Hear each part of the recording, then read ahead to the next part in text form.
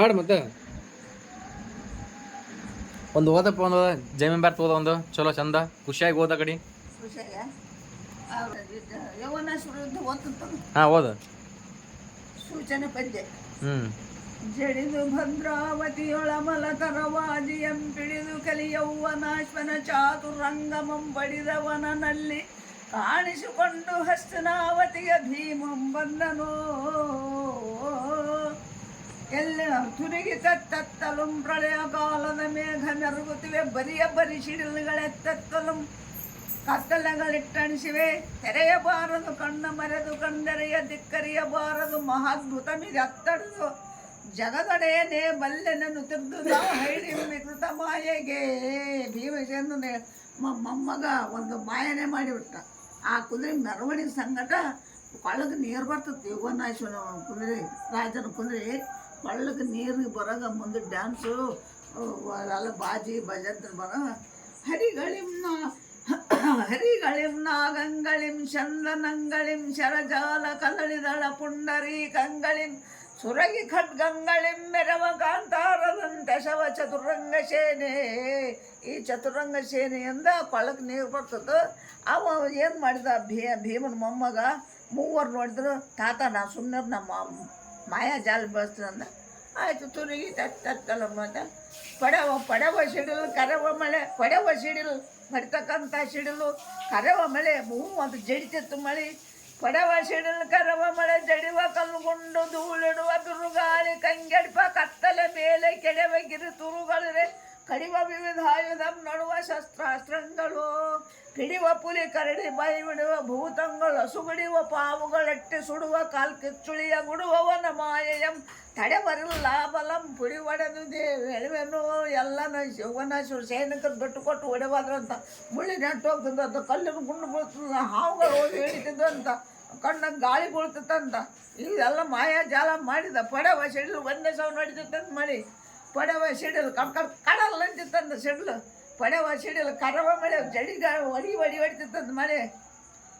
ಪಡೆವ ಸಿಡಿಲು ಕರವ ಮಳೆ ಜಡಿವ ಕಲ್ಲುಗುಂಡುಗಳು ಬೀಳ್ತದಂತ ಸೈನಿಕರ ಮೈ ಮೇಲೆ ಜಡಿವ ಕಲ್ಗುಂಡು ಧೂಳಿಡುವ ಬಿರುಗಾಳಿ ಹಂಗೆ ಗಾಳಿ ಕೈಗೆ ಎಡಿಪ ಕತ್ತಲೆ ಕಣ್ಣಿಗೆ ಕತ್ತಲೆನ ಕಾಣ್ತದಂತ. ಕೆಳವೆಗಿರಿ ತುರುಗಳಿರೋ ಗಿಡಗಳು ಮರಗಳು ಗುಡ್ಡಗಳು ಎಲ್ಲಕತ್ತದಂತ. ಕೆಡವೆಗಿರಿ ತುರುಗಳಿರೋ ಕಡಿಯುವ ವಿವಿಧ ಆಯುಧ ನಡುವ ಶಸ್ತ್ರಾಸ್ತ್ರಗಳು ಎಲ್ಲ ಶಸ್ತ್ರಗಳು ನಡುಗಲಕತ್ತಿದ್ವು ಅಂತ ಕೈ ಹಿಡಿದು ಪಡೆವ ಸಿಡ ಅಂತ ಹೇಳಿದಂತ ಹಿನ್ನಡಿಗೆ. ಅವಾಗಿದು ಮಾಯಾ ಜಾಲ ಯಾರ್ದಂತ ಕೇಸಿ ದೇವೇಂದ್ರ ಬಲ್ಲಿಗೆ ಹೋಗಿದ್ನಂತ. ನಂದೆಲ್ಲ ಹೋಯ್ದು ಮಾಯಾ ಜಾಲ ಭೀಮಸೇನ ನಮ್ಮ ಮೊಮ್ಮಗನ ಅದಂತ ಮೇಘರಾಜಂದ ಅದ ಅವನ ಬೆಲೆಗೆ ಹೋಗ್ನಂದ. ಅವಾಗ ಆ ಯೌವನಾಶ್ವರ ಡಿಳ್ಳ ಮಾಡುವ ಯೌವನಾಶ್ವ ಭೂಪತಿಯ ಬಲ ಮೊಳ್ಳಗರ ನೂಕಾವೆರೆಗಳು ಆ ಕುದುರೆ ಗಳ್ಳ ನಮ್ಮ ತೋರೆನ್ನುತ್ತ ನಡಿತಂದು ಹೈಡಿಂಬಿಯ ಮುತ್ತಿಕೊಂಡು ಕುದುರೆ ಚೋರ ಕುದುರೆ ಕಳು ಮಾಡಿಕೊಂಡು ಹೋಗ್ತದೆ ನಿಂದ್ರೆ ನೀನು ನೋಡು ಅಂತಂದು ಕಸಿ ಮಾತಾಡ ಕುದುರೆ ಕಳು ಮಾಡಿಕೊಂಡು ಹೋಗ್ತದೆ ಅಂತ ತಿಳಿದ ಅದೇದು ಅಂಬರ ತುಂಬ ಆ ಅಂಗನ ರಾಶಿನ ಮುಚ್ಚಿಬಿಟ್ಟಿದ್ದ ಬಾಣದ ರಾಶಿ ಎಂದಂಬರವ ನಂಬಿ ತುಂಬಿಸಿದರು. ಹವ್ಯವಹಾಸ್ತ್ರಮಂ ಗೆಲ್ದು ನವ್ಯ ಮೇಘಾಶ್ರಮಂ ಕರ್ಣಜಂ ಪೂಡೆ ವಾಯವ್ಯಾಸ್ತ್ರದಿಂದ ಬರಿಕೈದವಂ ತಿಮಿರಾಶ್ರಮಂ ಜೋಡಿಸಲ್ಕೀತನು ರವಿವಸ್ತ್ರದಿಂ ಜಯಿಸಿ ಶೈಲಾಸ್ತ್ರಮಂ ತುಡಲ್ ದಿವ್ಯ ಕುಲಿಶಸ್ತ್ರದಿಂ ಮುರಿದ ನೃಪಾಲನು ಗ್ರವ್ಯಾಳಸ್ತ್ರಮಂ ತೆಗೆಯಲ್ಕೆ ಗರುಡಾಸ್ತ್ರದಿಂದವಂ ಖಂಡಿಸಿದನು. ಆ ಯೌವನಾಶ್ವ ಭೂಪತಿ ಸರ್ಪಬಾಣ ಬಿಟ್ಟಾಗಿ ಋಷಿಕೇತು ಗರುಡ ಬಾಣ ಬಿಟ್ಟನಂತ. ಎಲ್ಲ ಸರ್ಪಗಳು ಸತ್ತೋದನು. ಈ ಪ್ರಕಾರವಾಗಿ ಘನಘೋರವಾದ ಯುದ್ಧ ಹಿಂಗಾದ ಕಡಿದು ಬಿದ್ದ ಕೈ ಕಾಲುಗಳಿಂ ಕಡ್ಕಡ್ದು ಬಿದ್ದಂತ ಕೈ ಕಾಲುಗಳು ಕಡಿದು ಬಿದ್ದ ಕೈ ಕಾಲುಗಳಿಂ ತೋಳ್ಗಳಿಂ ಪಡೆಗಡದ ಹೇರೊಡಲ ಶೀಳುಗಳಿಂ ಕೋಳ್ಗಳಿಂ ಮಡಿದು ರುಳುವ ಕಟ್ಟಾಳುಗಳಿಂ ಬಾಳುಗಳಿಂ ಬೆಳೆದ ತಲೆ ಹೋಳುಗಳಿಂದ ಕಡು ಭಯಂಕರವಾಗಲಾರಣದ ಮಾರಣದ ನಡುವೆ ಕಲ್ಪ ಅಂತ ಭೈರವನಂತೆ ಜವನಂತೆ ಕಡು ಮುಡಿದು ಅವನ ಕಾಣುತ್ತವೆ ಸಲೆ ಕೆಟ್ಟು ಶರೀರರಣಿ ದೆಸೆಗೆ ಭಟರು ಓಡುವರು. ಅವಾಗ ಏನಪ್ಪ ಹುಡುಗ ನೀ ಸಣ್ಣವಿದಿ ಎಷ್ಟು ಮಂತ್ರವಿದ್ಯೆ ಕಲ್ತದಲ್ಲ ಎದಕ್ಕೆ ಬೇಕೆ ಕುದ್ರೆ ಅಂದಾಗ ಆ ಯೌವನಾಶ್ವ ಭೂಪತಿಗೆ ಋಷಿಕೇತು ಬಾಣ ಬಿಟ್ಟ ಯೌವನಾಶ್ವ ಭೂಪತಿ ಮುಚ್ಚಿ ಹೋಗ್ತಿದ್ದಂತ ಆ ಋಷಿಕೇತು ಹೋಗಿ ಮತ್ತೆ ಅವ್ನು ಹೆಸರು ಮಾಡಿ ನೀರಿಗೆ ಅಡಿಗೆ ಬರ್ದ್ಗೆಸ್ ಮತ್ತೆ ಹೆಸರು ಮಾಡಿ ತಂದ ಕುಂತು ಬಂದಂತ ಕೂತುರೇ ತರುಣ ಮಂತ್ರಾಷ್ಟ ಪ್ರತೀಕಾರ ಚಾತುರ್ಯ ಮುಂಟಲ ಲೇಸು ಲೇಸ ಅಂತದ್ದೇ ಒಳ್ಳೇದು ಇದು ಎದಕ್ಕೆ ಬೇಕಂದ್ರೆ ನಿನ್ನ ಹೆಸರು ಏನಪ್ಪ ಅಂತ ಕೇಳ್ತಾನ ಆದೊಡಿ ಜಗಕ್ಕೆ ನಭದೊಳೆ ಶವಾದಿತ್ಯನಿಂದೊಗೆದ ಕರುಣನಂಪೇಳಿದರವೇ ಆದರೆ ಆತನ ದಸರನೆಗೆ ಋಷಿಕೇತು ಇಂದು ನರಲೀಲೆಗಾಗಿ ಆಕಾಶ ಮಂಡದಲ್ಲಿರ್ತಕ್ಕಂಥ ಸೂರ್ಯನ ಮಗ ಕರ್ಣನ ಮಗ ನಾನು ಋಷಿಕೇತು ಯಾದವರ್ಗ ಅರಸಾದ ಕೃಷ್ಣಂ ಯಾದವರಿಗೆ ಅರಸನಾದಂಥ ಶ್ರೀಕೃಷ್ಣ ಪರಮಾತ್ಮನ ಧರ್ಮರಾಜನಿಗೆ ಅಶ್ವಮೇಧ ಯಾಗ ಮಾಡಂತ ಹೇಳಿದ್ರು. ಅದಕ್ಕೆ ಈ ಕುದುರಿನ ಬಲ್ಲಿ ಆದಂತ ಹೇಳಿದಕ್ಕೆ ನಾವು ಯುದ್ಧಕ್ಕೆ ಬಂದ್ವಿ ಅಂತ ಹೇಳಿ ಇದು ಸಾಕಪ್ಪ ಯುದ್ಧ ಆ ಕೃಷ್ಣ ಪರಮಾತ್ಮನ ಪಾದ ನನಗೆ ಸಲ್ಲಿಸ್ಬಿಡು ಸಾಕಂತಾನೆ ಯೌವನಾಶ್ವ. ಅವಾಗ ಒಪ್ಪಿಗೆಯಾಗಿ ಆತನ ಕರ್ಕೊಂಡು ಬಂದು ಅವನ ಮೆರವಣಿಗೆ ಸಂಗಡ ಕರ್ಕೊಂಡು ಬರ್ತಾರೆ. ಯೌವನಾಶ್ವ ಭೂಪತಿ ಬಂದು ಶ್ರೀಕೃಷ್ಣ ಮಾತು ತೋರಿಸ್ತಾನೆ. ಧನ್ಯನಾದೆ ಗುರುದೇವ ಅಂತ ಕೇಳ್ತಾನೆ, ನೀನು ನಮ್ಮಿಂದ ಬರ್ಬೇಕು ಅಶ್ವಮೇಧ ಯಾಗ ಯುದ್ಧಕ್ಕೆ ಸಹಾಯ ಆಗ ಅಂತ ಹೇಳ್ತಾನೆ ಕೃಷ್ಣ ಪರಮಾತ್ಮ. ಆಗ್ತಾನೆ 1ನೇ ಸಂಧಿ ಮುಗಿದು 4 ಗಂಟೆ ಮುಗಿದು ನೋಡಿ. ಜೈಮಿನ ಭಾರತದ 4ನೇ ಸಂಧಿ. 4ನೇ ಸಂಧಿ.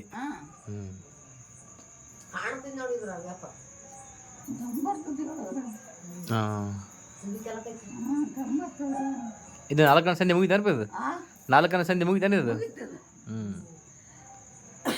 ಧರ್ಮಜಂ ಯೌವನ ಅಶ್ವನ ನಿದರ್ಗೊಂಡು 5ನೇ ಸಂಧಿ.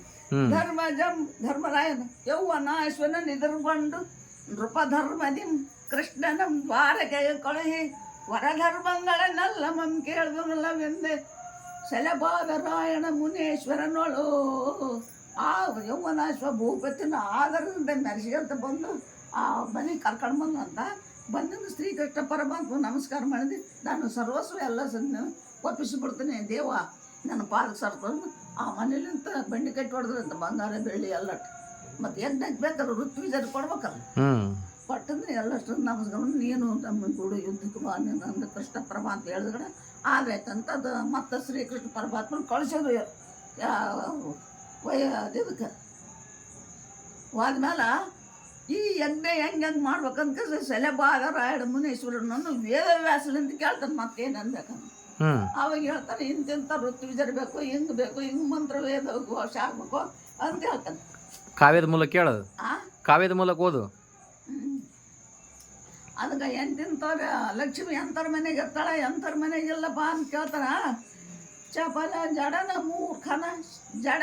ಮೂರ್ಖನ ಶಠನ್ ಇಷ್ಟ ಅದು ತಿಳ್ತದ.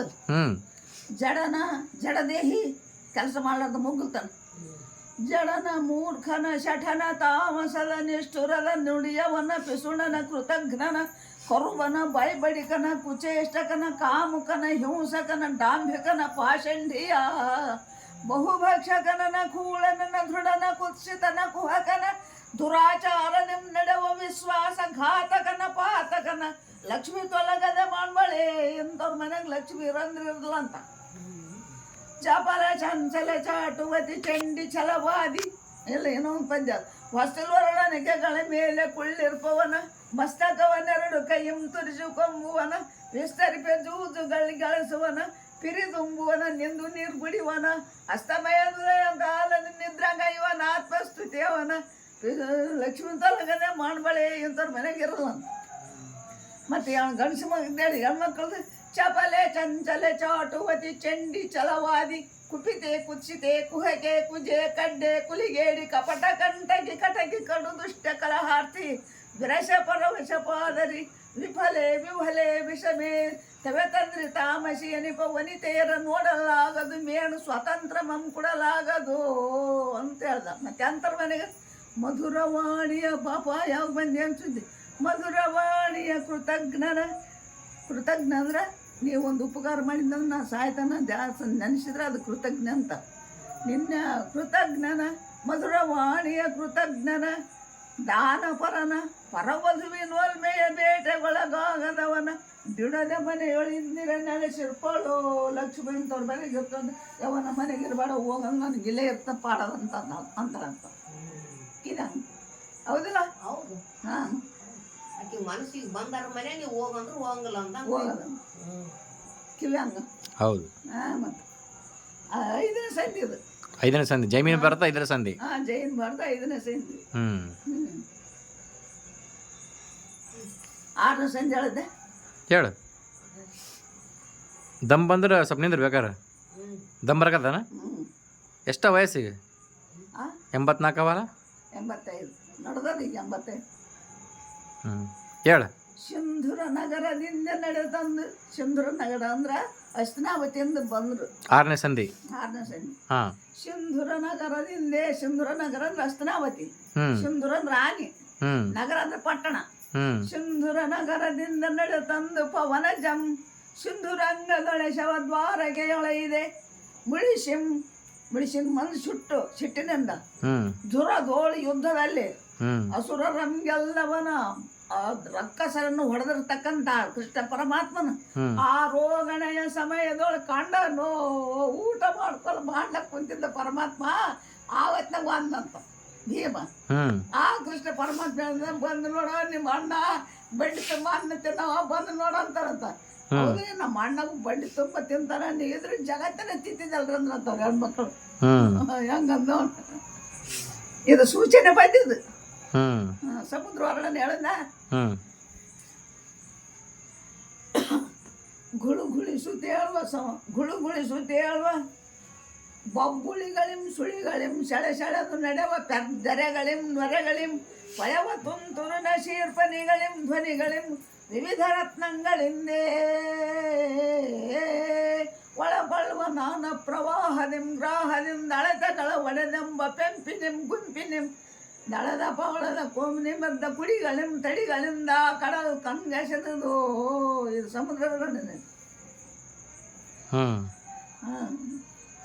ಜೈಮಿನಿ ಭಾರತ ಮೊದಲ ಸಂಧಿ ಓದಪ್ಪ.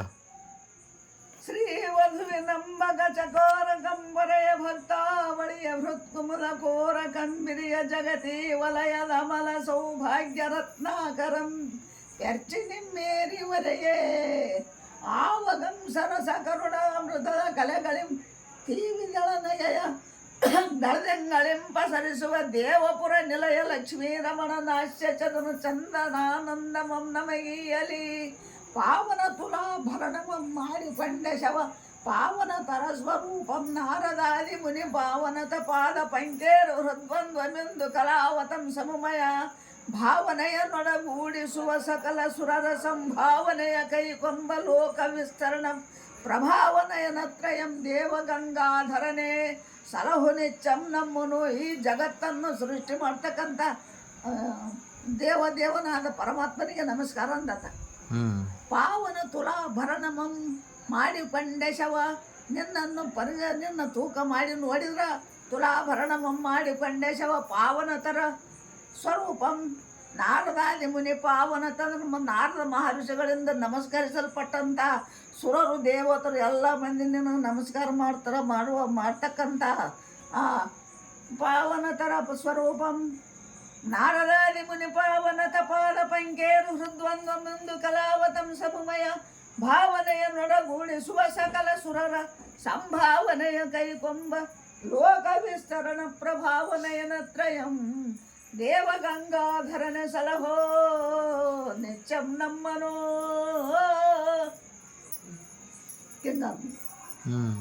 ಭೂ ಪ್ರಸ್ತುತದೊಳಗೆದ ಇದು ಗಣಪತಿ ಸ್ತೋತ್ರ.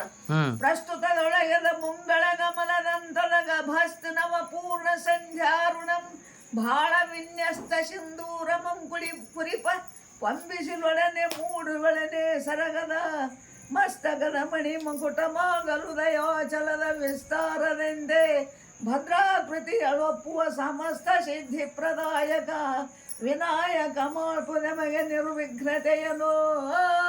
ಇದು ವಿಘ್ನೇಶ್ವರ.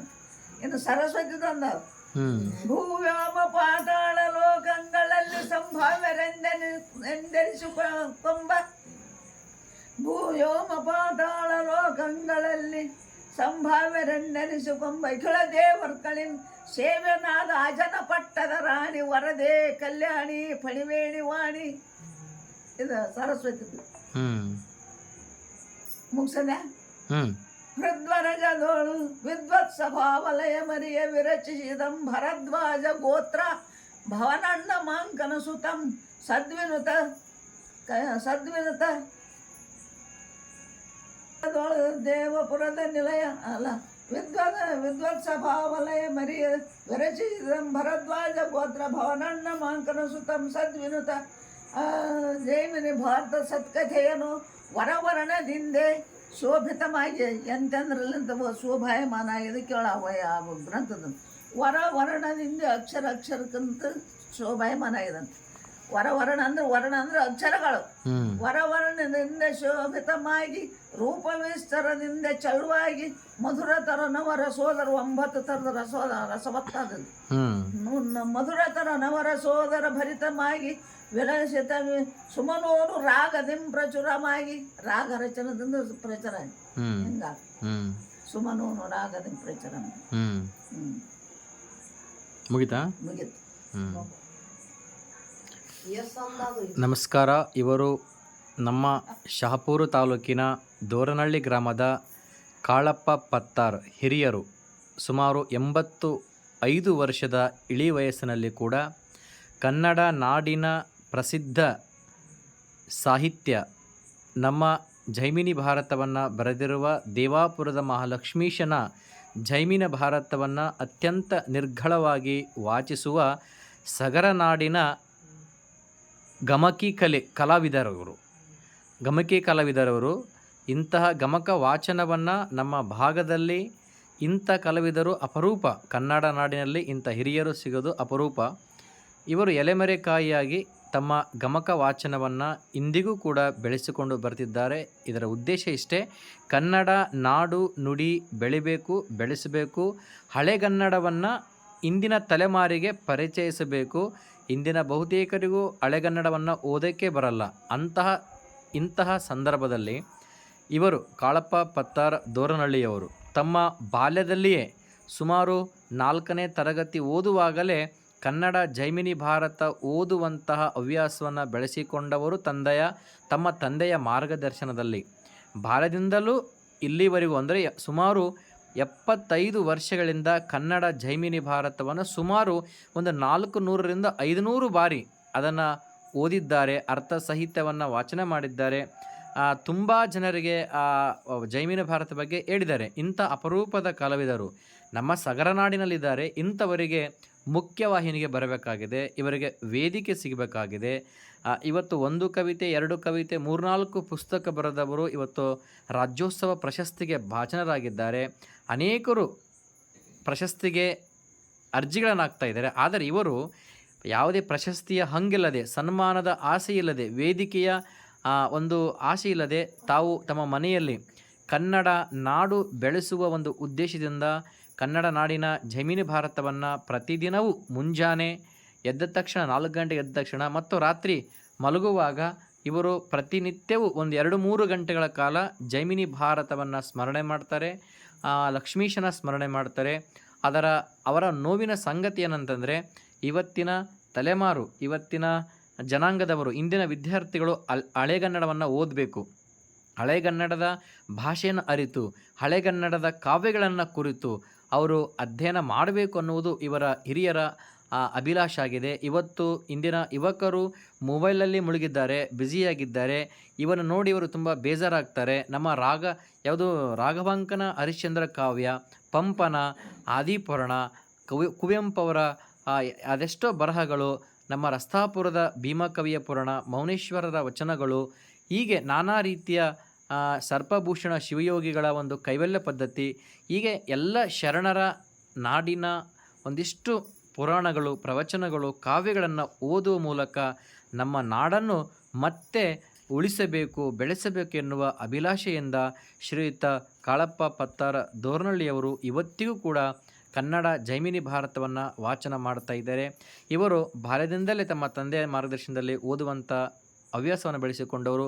ಕೇವಲ 10ನೇ ಕ್ಲಾಸ್ ಓದಿದಂಥ ಇವರು ತಮ್ಮ ಮನೆಯ ಪರಂಪರೆಯ ವೈದ್ಯಕೀಯ ಒಂದು ವೃತ್ತಿಯನ್ನು, ಪಂಚಾಂಗ ಪಠಣವನ್ನು, ನಾಡಿ ಪರೀಕ್ಷೆಯನ್ನು ಮಾಡೋ ಜೊತೆಗೆ ಕೃಷಿ ಕಾಯಕದಲ್ಲಿ ಇವತ್ತು ತೊಡಗಿಕೊಂಡು ತಮ್ಮ ಮನೆಯ ಸಂಸ್ಕೃತಿಯನ್ನು, ಪದ್ಧತಿಯನ್ನು ತಮ್ಮ ದೇವಾಪುರದ ಇವತ್ತು ದೋರನಹಳ್ಳಿಲಿದ್ದಾರೆ, ಆದರೆ ಅವರ ಮೂಲ ತಂದೆಯವರು ದೇವಾಪುರದವರು. ಅವರ ತಂದೆ ದೋರನಹಳ್ಳಿ ಗ್ರಾಮಕ್ಕೆ ಹಳೆತನಕ್ಕೆ ಬರ್ತಾರೆ. ಆ ದೇವಾಪುರದಲ್ಲಿ ಲಕ್ಷ್ಮೀಶನ ಗುಡಿ ಇನ್ನೂ ಕೂಡ ಅಲ್ಲಿ ಇದೆ. ಇವರು ಪ್ರತಿ ಅಮಾವಾಸ್ಯೆಗೆ ಹಬ್ಬಕ್ಕೆ ಆ ದೇವಾಪುರ ಕ್ಷೇತ್ರಕ್ಕೆ ಹೋಗಿ ಮಹಾಲಕ್ಷ್ಮಿಯ ಪೂಜೆಯನ್ನು ಮಾಡುವ ಮುಖಾಂತರ ಅಲ್ಲಿಯೂ ಕೂಡ ಕನ್ನಡ ಜೈಮಿನ ಭಾರತವನ್ನು ಓದ್ತಕ್ಕಂಥ ಹವ್ಯಾಸವನ್ನು ಬೆಳೆಸಿಕೊಂಡಿದ್ದಾರೆ. ಬಹುಶಃ ಇವತ್ತು ಸಗರನಾಡಿನ ಹಿರಿಯರು ತುಂಬ ಜನರಿದ್ದಾರೆ. ಇಂಥ ಕಲಾವಿದರಿಗೆ ವೇದಿಕೆಯನ್ನು ಕೊಡಬೇಕಾಗಿದೆ. ಇಂಥ ಕಲಾವಿದರನ್ನು ಮುಖ್ಯವಾಹಿನಿ ತರಬೇಕಾಗಿದೆ. ಇಂಥ ಕಲಾವಿದರಿಗೆ ನಮ್ಮ ವಿದ್ಯಾರ್ಥಿಗಳಿಗೆ ಪರಿಚಯ ಮಾಡಿಸ್ಬೇಕಾಗಿದೆ. ಇಂಥ ಕಲಾವಿದರು ಅದು ಹಳೆಗನ್ನಡವನ್ನು ವಾಚನ ಮಾಡ್ತಕ್ಕಂಥ ಬಹಳ ಪಂಡಿತರು. ಇವರ ಪ್ರತಿಯೊಂದು ಕನ್ನಡ ಜೈಮಿನ ಭಾರತವನ್ನು ವಾಚನ ಮಾಡ್ತಕ್ಕಂಥ ಸಂದರ್ಭದಲ್ಲಿ ನೀವು ನೋಡ್ತಾ ಇರ್ಬೋದು. ಅವರ ಪ್ರತಿಯೊಂದು ಪದ್ಯವನ್ನು ಸಂಧಿಯನ್ನು ಓದುವಾಗ ಅದೆಷ್ಟು ಸ್ಪೀಡಾಗಿ ಅಂದರೆ ಬಹಳ ಬಹುಬೇಗವಾಗಿ ಕನ್ನಡವನ್ನು ಉಚ್ಚಾರಣೆ ಮಾಡುವುದಲ್ಲದೆ ಯಾವುದೇ ಅಕ್ಷರ ಲೋಪ ದೋಷಗಳ ಇಲ್ಲದೆ ಅವರು ವಾಚನ ಮಾಡುತ್ತಾರೆ. ಅದು ರಾಗಬದ್ಧವಾಗಿ ಜಾನಪದ ಶೈಲಿಯಲ್ಲಿ ಅವರ ಒಂದು ಲಯಬದ್ಧವಾಗಿ. ಇವತ್ತು ಇಳಿಯ ವಯಸ್ಸಿನಲ್ಲಿ ಧ್ವನಿ ಕಡಿಮೆಯಾಗಿದೆ, ದೃಷ್ಟಿ ಕಡಿಮೆಯಾಗಿದೆ. ಆದರೆ ಓದುವಂತಹ ಮನಸ್ಸು ಅವರಿಗೆ ಓದುವಂಥ ಉತ್ಸಾಹ ಕಡಿಮೆ ಆಗಿಲ್ಲ ಅಂತಕ್ಕಂಥ ಅವರ ವಾಚನವನ್ನು ನಾವು ನೋಡಿದಾಗ ಇಲ್ಲಿ ಗೊತ್ತಾಗ್ತದೆ.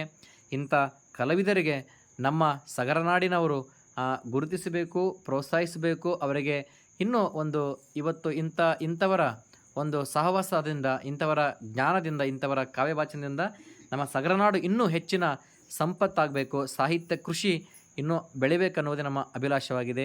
ಮುಂದಿನ ದಿನಮಾನಗಳಲ್ಲಿ ನಮ್ಮ ಕಾಳಪ್ಪ ಪತ್ತಾರವರ ಕುರಿತು ಇನ್ನೂ ಅನೇಕ ಕಾವ್ಯಗಳನ್ನು ಮಕ್ಕಳಿಗೆ ತಿಳಿಸುವಂಥ ಪ್ರಯತ್ನ ಅವರ ಮಗನಾಗಿರ್ತಕ್ಕಂಥ ಮಹೇಶ್ ಪತ್ತಾರ್ ಸರ್ ಅವರು ಮಾಡ್ತಾ ಇದ್ದಾರೆ ಅನ್ನುವಂತಹ ಇಲ್ಲಿ ಭಾವ ವ್ಯಕ್ತವಾಗ್ತಾ ಇದೆ. ಇವತ್ತು ಇಂಥ ಹಳೆಗನ್ನಡ ಓದುವಂಥ ಹವ್ಯಾಸ ಕಡಿಮೆ ಆಗ್ತಾ ಇದೆ. ಓದುವರಿದ್ದರೂ ಕೂಡ ಕೇಳುವವರ ಸಂಖ್ಯೆ ಇಳಿಮುಖವಾಗ್ತಿರುವುದು ಇವತ್ತಿನ ದೊಡ್ಡ ದುರಂತವಾಗಿ ಕಾಣ್ತಾ ಇದೆ. ಕೇವಲ ಕನ್ನಡವನ್ನು ನಾವು ಬೆಳೆಸಬೇಕಾದ್ರೆ ಹಳೆಗನ್ನಡ ಸಂಸ್ಕೃತ ಓದುವಂತಹ ಆಸಕ್ತಿ ಬೆಳೆಸಿಕೊಳ್ಳಬೇಕಾಗಿದೆ. ಇಂಥ ಕಾಳಪ್ಪ ಪತ್ತಾರ್ ದೋರ್ನಹಳ್ಳಿಯವರ ಮನೆಗೆ ಬಂದು ಹಳೆಗನ್ನಡವನ್ನು ಕಲಿತವರು ಕೂಡ ಇದ್ದಾರೆ. ಇನ್ನು ಇವರ ವಾಚನವನ್ನು ಕೇಳಲು ಕೂಡ ಆಗಮಿಸಿದ್ದಾರೆ. ಈಗಾಗಲೇ ಸುರಪುರದ ವಿದ್ವಾಂಸರು, ಸಗರನಾಡಿನ ವಿದ್ವಾಂಸರು, ಅನೇಕ ವಿದ್ವಾಂಸರು ಬಂದು ಕಾಳಪ್ಪ ಪತ್ತಾರವರ ಬಂದು ಭೇಟಿಯಾಗಿ ಅವರ ವಾಚನವನ್ನು ವೀಕ್ಷಣೆ ಮಾಡಿದ್ದಾರೆ. ಇವರ ಕುರಿತು ನಮ್ಮ ಪ್ರೊಫೆಸರ್ ರಾಘವೇಂದ್ರ ಹರ್ಣಗೆರೆ ಸರ್ ಅವರು ಕೂಡ ಸಂಯುಕ್ತ ಕರ್ನಾಟಕ ಪತ್ರಿಕೆಯಲ್ಲಿ ಮತ್ತು ಪ್ರಜಾವಾಣಿ ಪತ್ರಿಕೆಯಲ್ಲಿ, ನಮ್ಮ ವಿಶಾಲ್ ಶಿಂದೆಯವರಾಗಿರ್ಬೋದು, ಅನೇಕ ಪತ್ರಕರ್ತರು ಇವರ ಬಗ್ಗೆ ವರದಿಗಳನ್ನು ಕೂಡ ಮಾಡಿದ್ದಾರೆ. ಇಂಥವರ ಒಂದು ವಾಚನ ನಮ್ಮ ಸರ್ಕಾರಕ್ಕೆ ಗಮನಕ್ಕೆ ತರಬೇಕು. ಯಾಕಂದರೆ ನಮ್ಮ ಹೈದರಾಬಾದ್ ಕರ್ನಾಟಕದಲ್ಲಿ ಇರ್ತಕ್ಕಂಥ ಮಹಾನ್ ಒಬ್ಬ ಪ್ರಸಿದ್ಧ ಸಾಹಿತಿ ಯಾರಂತಂದರೆ ಅದು ಲಕ್ಷ್ಮೀಶ. ದೇವಾಪುರದ ಲಕ್ಷ್ಮೀಶನ ಒಂದು ಬರೆದಂಥ ಜೈಮಿನ ಭಾರತವನ್ನು ಇವತ್ತಿಗೂ ಕೂಡ ಅವರು ಉಳಿಸಿಕೊಂಡು ಬರ್ತಾ ಇದ್ದಾರೆ. ನಿಮಗೆ ಗೊತ್ತಿರಲಿ, ಜೈಮಿನ ಭಾರತವನ್ನು ಬರೆದಿರ್ತಕ್ಕಂಥವರು ಯಾರಂದರೆ ಲಕ್ಷ್ಮೀಶನು ಬಹಳ ನಮ್ಮ ಭಾಗದವನು. ಆದರೆ ಕೆಲವೊಂದು ವಿದ್ವಾಂಸರು ಮೈಸೂರು ಭಾಗದವರಂತೇಳಿ ವಾದ ಮಾಡ್ತಾ ಇದ್ದಾರೆ. ಇದು ನಮ್ಮ ಭಾಗದ ಸಂಪತ್ತು. ನಾವು ಲಕ್ಷ್ಮೀಶನ ಒಂದು ಬರಹವನ್ನು, ಜೈಮಿನ ಭಾರತವನ್ನು ನಮ್ಮ ಭಾಗದವರು ಬರೆದಿದ್ದಾರೆ ಅಂತೇಳಿ ನಾವು ಇದನ್ನು ವಾದ ಮಾಡಬೇಕಾಗಿದೆ. ಇದು ಅನೇಕ ಶತಮಾನಗಳಿಂದ ಕೂಡ ವಾದ ವಿವಾದಗಳಿದೆ, ವಿದ್ವಾಂಸರ ವಿಧವಾಗಿದೆ. ಜೈಮಿನ ಭಾರತದ ಬರೆದಿರ್ತಕ್ಕಂಥ ಲಕ್ಷ್ಮೀಶನ ಕಾಲಮಾನದ ಬಗ್ಗೆ ಇನ್ನೂ ಕೂಡ ವಿವಾದಗಳಿವೆ. ಸುಮಾರು 17ನೇ ಶತಮಾನದ ಇರಬಹುದಂತಕ್ಕಂಥ ಮಾಹಿತಿ ನಮ್ಮ ಕಾಳಪ್ಪ ಪತ್ತಾರ್ ದೋರ್ನಹಳ್ಳಿಯವರು ಇಲ್ಲಿ ಹೇಳ್ತಾ ಇದ್ದಾರೆ. ಅದೇನೇ ಇರಲಿ, ಜೈಮಿನ ಭಾರತವನ್ನು, ಲಕ್ಷ್ಮೀಶನ ಒಂದು ಬರಹವನ್ನು ಓದಿ ಬೆಳೆಸುವ ಮೂಲಕ ಸುಮಾರು ಹೌದು ಆರಾಧ್ಯ ದೇವತೆ ಅಂದರೆ ನಮ್ಮ ಕಾಳಪ್ಪ ಪತ್ತಾರ್ ಅವರು ಮೂಲತಃ ದೇವಪುರ ಗ್ರಾಮದವರು. ಅವರ ಮನೆತನದ ದೇವರು ಅಂದರೆ ಲಕ್ಷ್ಮಿ ಮಹಾಲಕ್ಷ್ಮಿಯಾಗಿದ್ದರು. ಆತನ ಒಂದು ದೈವ ಆರಾಧಕರಾಗಿದ್ದರು ನಮ್ಮ ಜೈಮಿನ ಭಾರತವನ್ನು ಬರೆದಿರ್ತಕ್ಕಂಥವರು. ಅವರ ಮನೆತನದಲ್ಲಿ ಹುಟ್ಟಿರ್ತಕ್ಕಂಥ ನಮ್ಮ ಕಾಳಪ್ಪ ಪತ್ತಾರ್ ಅವರು ಕೂಡ ಅಂದಿನಿಂದ ಇಂದಿನವರೆಗೂ ಲಕ್ಷ್ಮೀಶನ ಸ್ಮರಣೆ, ಮಹಾಲಕ್ಷ್ಮಿಯ ಸ್ಮರಣೆ, ಹೀಗಾಗಿ ಆರಾಧ್ಯ ದೈವಿಯಾಗಿ, ದೇವತೆಯಾಗಿ ಅವರು ಆರಾಧಿಸ್ತಾ ಇದ್ದಾರೆ. ಅವರ ಮನೆಯಲ್ಲಿ ನಿತ್ಯವೂ ಜೈಮಿನ ಭಾರತವನ್ನು, ವಚನವನ್ನು, ಪಠಣವನ್ನು ಅವರು ಭಾಳ ಭಕ್ತಿ ಶ್ರದ್ಧೆಯಿಂದ ಮಾಡ್ತಾಯಿದ್ದಾರೆ. ಈಗ ವಯಸ್ಸಾಗಿದೆ ಅವರಿಗೆ. ಈಗಲೂ ಕೂಡ ಹೇಳ್ತಾ ಇದ್ದೀನಿ, ಅವರ ಧ್ವನಿ ಸ್ವಲ್ಪ ಕಡಿಮೆಯಾಗಿದೆ, ದೃಷ್ಟಿ ಕಡಿಮೆ ಆಗಿದೆ. ಆದರೆ ಅವರ ಮನಸ್ಸಿನಲ್ಲಿ ಇರ್ತಕ್ಕಂಥ ಆ ಸರಸ್ವತಿ ದೇವಿಗೆ ಇನ್ನೂ ಓದಬೇಕಂತಕ್ಕಂಥ ಹಂಬಲ ಇದೆ ಅನ್ನುವಂಥ ಮಾತನ್ನು ಇಲ್ಲಿ ವ್ಯಕ್ತಪಡಿಸ್ತಾ ಇದ್ದೀವಿ. ನಮಸ್ಕಾರಗಳು. ನಾನು ಮಹೇಶ್ ಪತ್ತಾರ್, ದೊರನಹಳ್ಳಿ.